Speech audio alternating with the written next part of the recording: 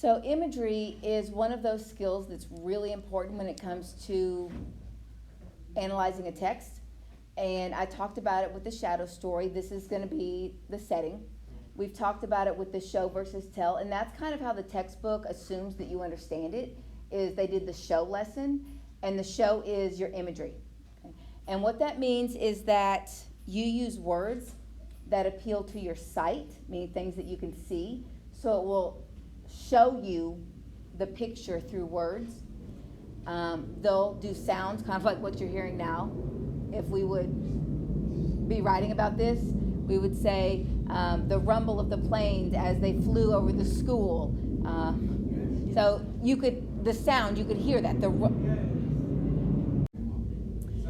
right, so that was a lot of sound. The smell.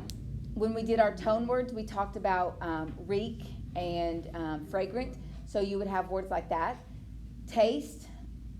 The bacon example we did from the previous lesson. You know, using the word bacon, everybody knows what bacon smells like, and so, or tastes like. So it brings that in. And then touch, the soft material of a pillow. So it brings in how it's touched. What this does is it allows the reader to see in our mind exactly what's going on. So this is the show. This is what I found is an issue with a lot of students, is they have description words, so they automatically assume that it's imagery, and that is not necessarily true. Just because you can see it doesn't mean it's imagery. Imagery has to describe it. If it's just part of the action, it is not imagery. So what do I mean by that? He threw the ball. Now you can see someone throwing a ball, but that's not imagery because that's what's happening in the story. That's the plot. It's being used more as a verb here.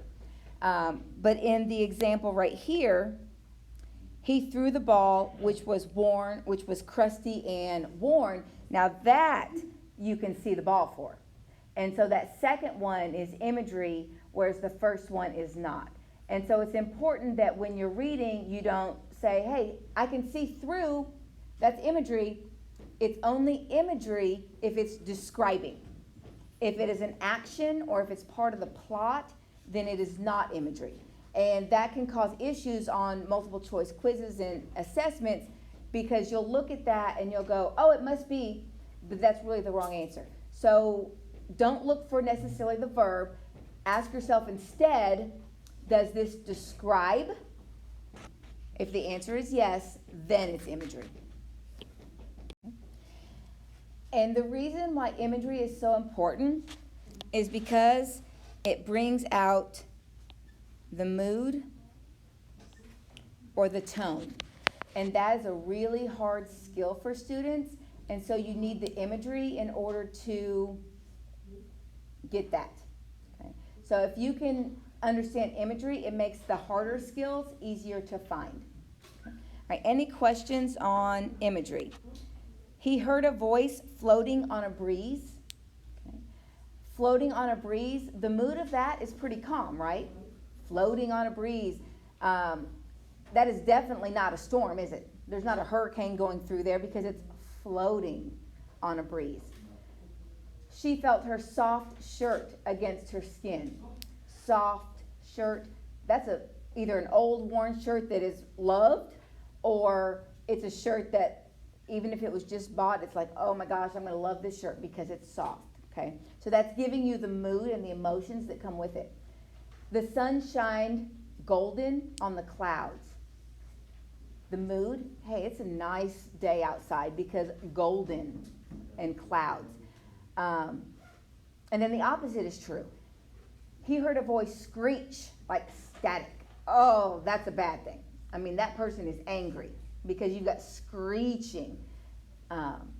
She felt her shirt scratch at her skin. Ooh, that shirt's going in the trash. And this ties back into our connotation lesson about how words create emotions in the reader. So hopefully this kind of helps you with imagery.